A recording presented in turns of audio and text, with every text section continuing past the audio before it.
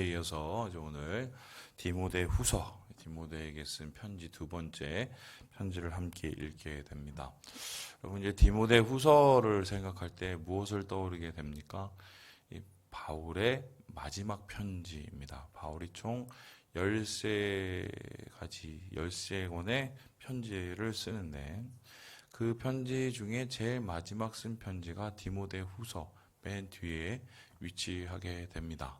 그래서 이제 디모데후서를 읽다 보면은 좀 바울의 이 말 속에 있는 뭐랄까요, 그 엄중함, 또 결단, 또한 뭔가에 대한 좀 정리된 마음, 뭐 이런 것이 느껴지는데요.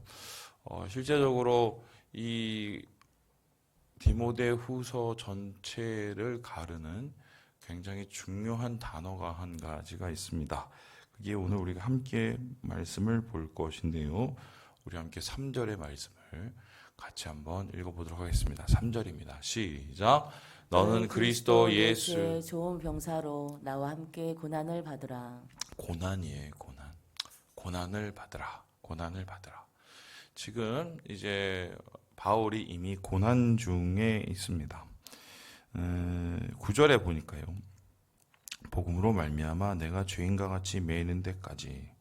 그러니까 지금 바울이 이 책을 옥중에서 쓰고 있다는 것을 분명히 보고 있습니다. 그리고 이후에 이제 바울의 고백을 보면 나를 이제 전제와 같이 다 드렸다라고 얘기합니다. 이 전제라는 것은 뭐냐면 하나님 앞에 이게 이 포도주를 쏟아드리는 막 이런 행위를 뜻하는데요.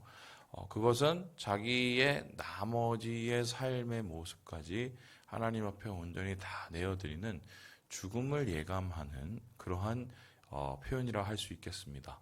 그래서 지금 바울의 상황을 그대로 표현하면 언제 어떻게 죽을지도 모르는 위협 가운데에서 로마의 감옥에 갇혀서 그냥 하루하루를 말 그대로 버텨내고 있는 그런 상황입니다. 그런 상황 속에서 그의 영적인 아들인 디모데에게 편지를 씁니다.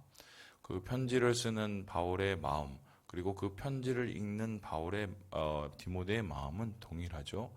힘들어요. 사역으로 힘들거나 아니면은 이 감옥 생활에 힘들거나, 그리고 온전히 하나님의 뜻에 합당한 삶을 살기에 힘들거나, 아니면은 바른 복음을 가르치는 것 자체가 힘든 상황 속에 있습니다. 예수를 믿는 것 자체도 힘들지만 예수를 전하는 것도 여러 이단자들이나 아니면 유대주의자들 때문에 지금 굉장히 저해받고 있는 상황이었습니다. 그러니까 한마디로 교회 때문에 힘들고, 사람 때문에 힘들고, 원수 때문에 힘들고, 적들 때문에 힘들고, 그리고 제일 중요한 세상 때문에 지금 바울이 그리고 디모데와 함께 고난을 받고 있는 이런 상황입니다. 이렇게 생각해 보십시다. 예수를 믿었어요. 예수를 믿는데 축복을 받고 잘 될 줄 아는 겁니다. 그런데 예수 믿고 축복받고 잘 될 줄 알았더니 맨 처음에는 좀 그러는 것 같다가 시간이 지나니까 예수를 믿는다고 오히려 차별을 받고 또한 여러 가지의 상황 속에서 어려움을 당한다고 생각을 해봅시다.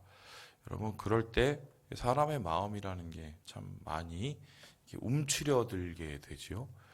그래서 그때에 필요한 것은 뭐냐면 고난의 의미를 찾는 것이죠.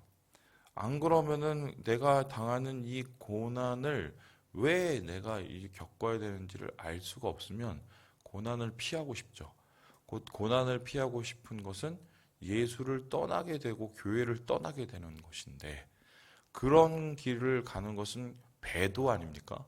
그러니까 그 배도의 길을 가지 않고 왜 내가 지금 오늘 여기서 예수 때문에 당하는 고난을 감당해야 되는지, 이 의미를 찾는 것이 바로 그리스도인의 마땅한 도리요, 그리고 이러한 의미를 찾게 도와주는 것이 바로 그리스도의 그리스도인들을 섬기는 이 교역자들 혹은 사역자들, 목자들의 몫이라고 하겠습니다.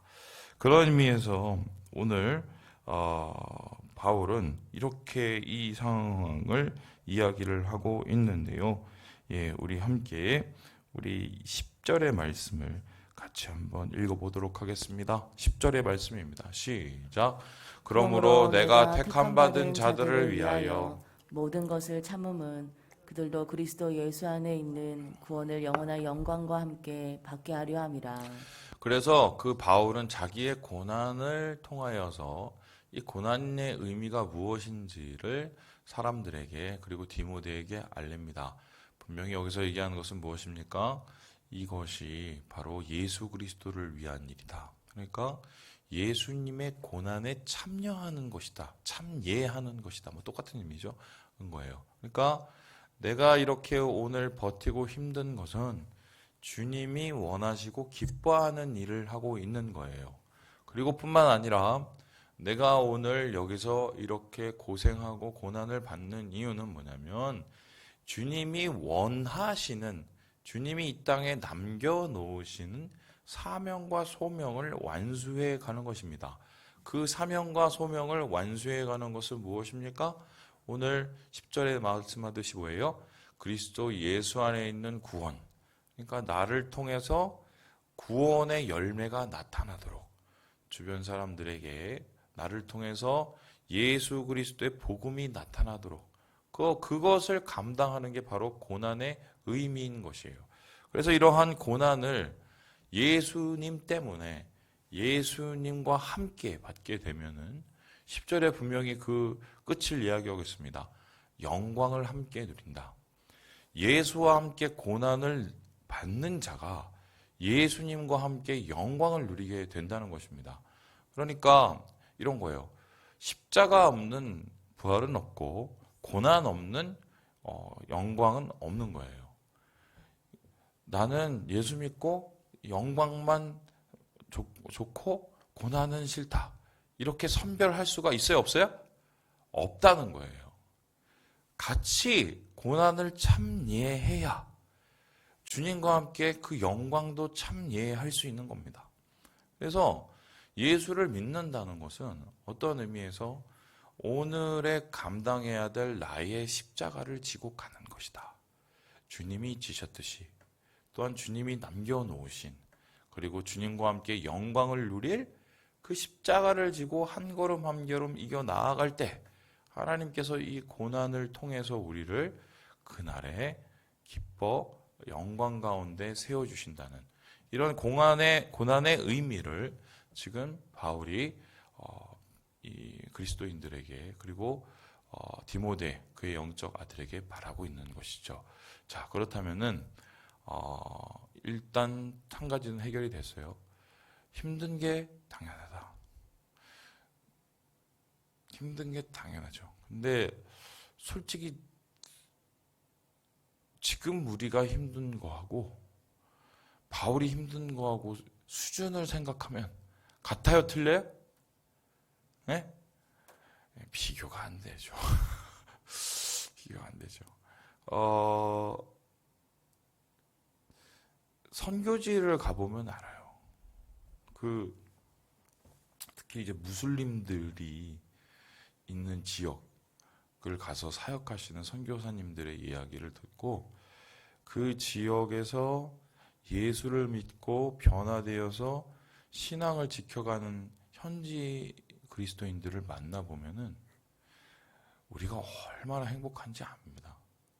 제가 터키에 갔었을 때 거기에서 만난 이제 그 성도님들, 터키 그리스도인들을 바라보면 한결같이 얘기가 다 똑같아요. 거의 기적적인 방법으로 예수님을 만난 분들이에요. 그러고 나서 견딜 수가 없어서 예수를 믿기로 작정을 한 분들이에요. 그러고 나서 이분들에게 닥치는 게 뭐예요? 집에서 쫓겨나요. 아내한테 버림을 받고 아들들, 딸들한테 버림을 받고 가문으로부터 버림을 받고 그 얘기를 듣고 저는 생각이 딱 들었던 게 우리 1세대 기독교인들 우리나라에 옛날에 그랬어요. 예수 믿는다고 집에서 쫓겨나고 가문에서 족보에서 파이고 뭐 이런 일들이 우리 초창기에 있었지 않습니까? 지금 사실 그러한 똑같은 과정을 겪고 있는 수많은 그리스도인들이 있어요. 뭐 당장 강만 하나 넘어가면 저 윗동네에 계시는 그리스도인들도 그렇게 살고 있을 거예요. 그거를 생각하면 참 우리의 오늘의 힘들다는 말이 참 무색하죠. 하지만 그래도 우리는 오늘 하나님이 허락하신 그 십자가를 감당하고 살아가는 것이다. 그렇다면 이 십자가를 들고 살아가는 오늘의 모습은 어떠해야겠는가? 바울은 여기에 대해서 세 가지의 이미지를 우리에게 이야기하고 있습니다. 첫 번째 말씀, 우리 4절의 말씀을 같이 한번 읽어보겠습니다. 4절입니다. 시작. 병사로 복무하는 자는 자기 생활에 얽매이는 자가 하나도 없나니 이는 병사로 모집한 자를 기쁘게 하려 함이라. 첫 번째, 고난을 어떻게 감당해야 되는가? 자기 십자가를 어떻게 감당해야 되는가? 뭐처럼 감당하라고요? 병사, 군인. 여러분, 군인이 지금 군인하고 우리 때 군인이 다르다 뭐 이런 얘기 말하면 합니다.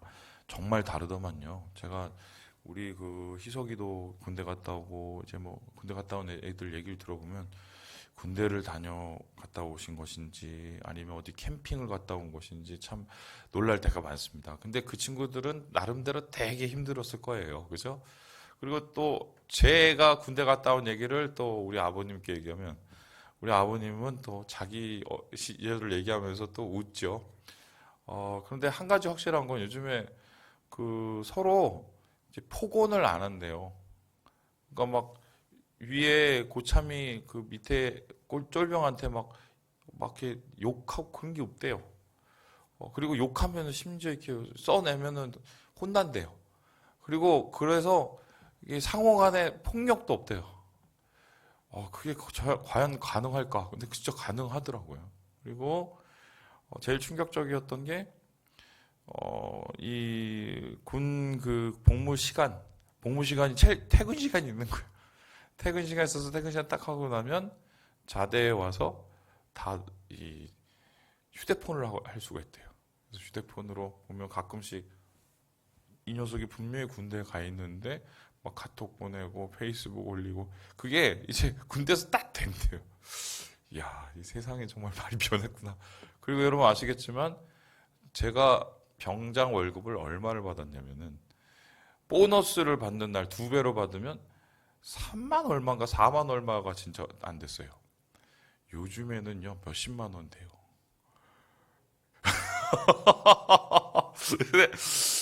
근데 뭐 이런 얘기하면 제가 또 이제 꼰대죠. 근데 그래도 변하지 않는 게 있어요. 군인 가서 자기가 그만하고 싶다고 그만할 수 있어요? 나 집에 갈 거야. 그래서 집에 그냥 털고 올 수 있어요? 그럼 방이죠. 그죠? 안 돼요.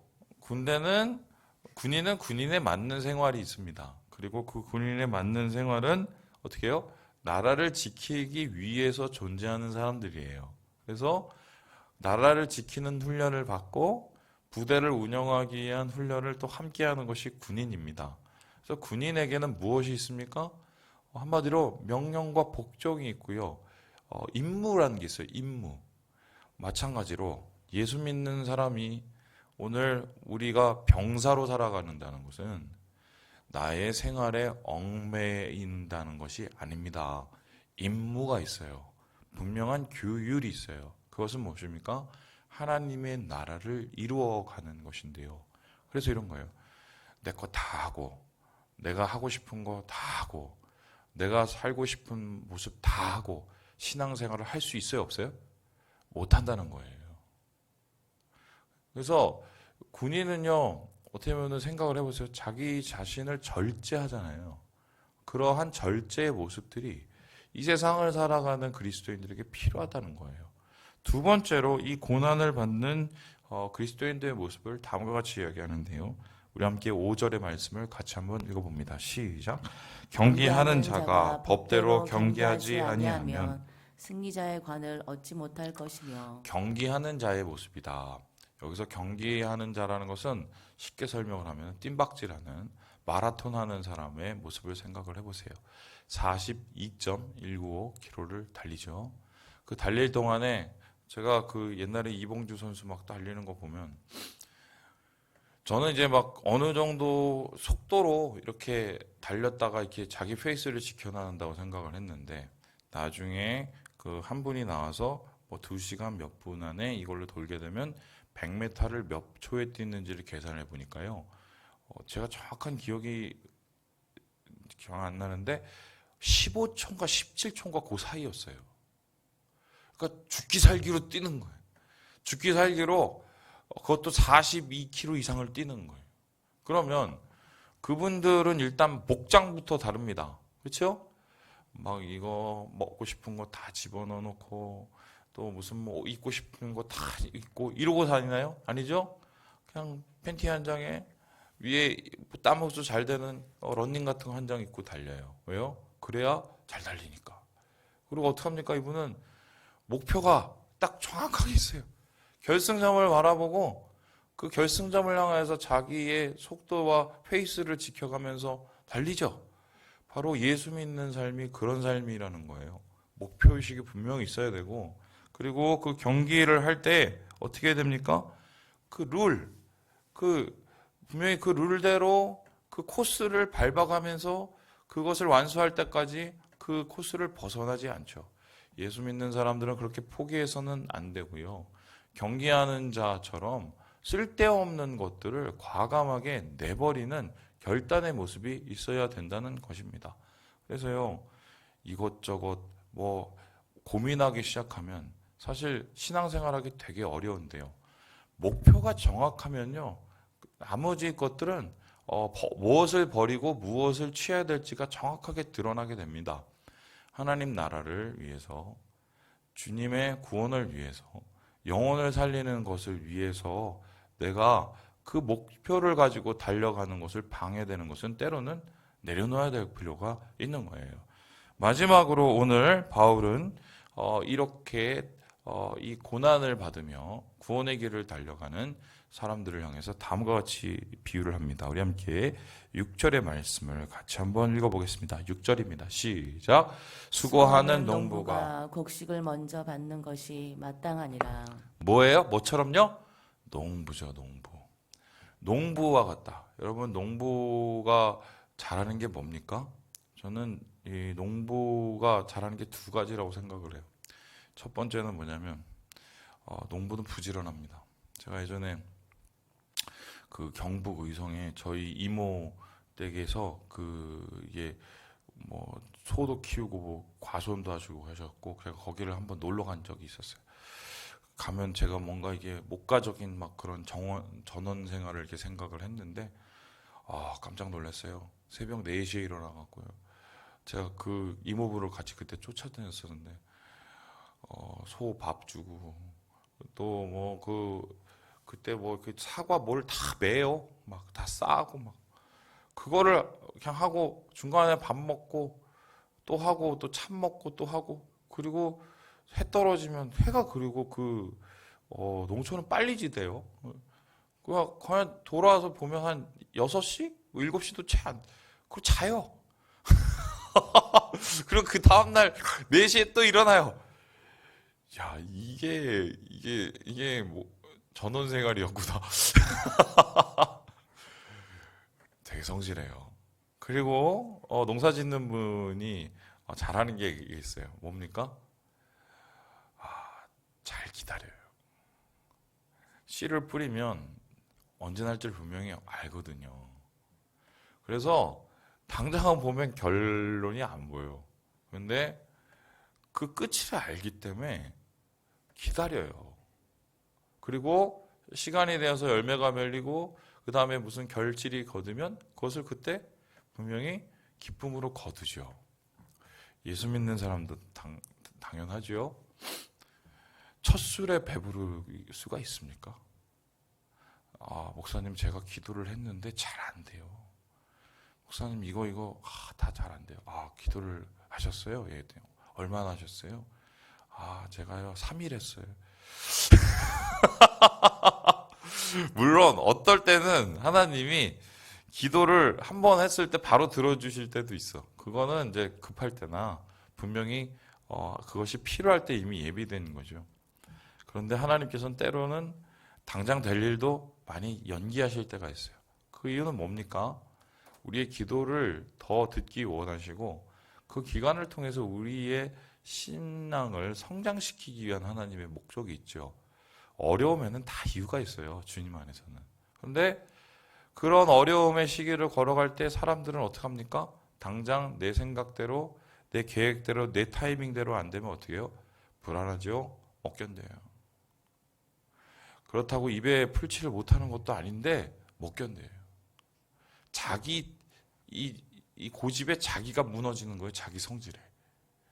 근데 오늘 예수 믿는 사람들을 향해서 바울이 얘기하기를 농부다. 농부는 어떻게 해요? 곡식을 거둘 때까지 농사를 짓습니다. 그 자리를 지키죠. 그렇게 어떻게 합니까? 그리고 곡식이 나면 제일 먼저 받아요. 그것을.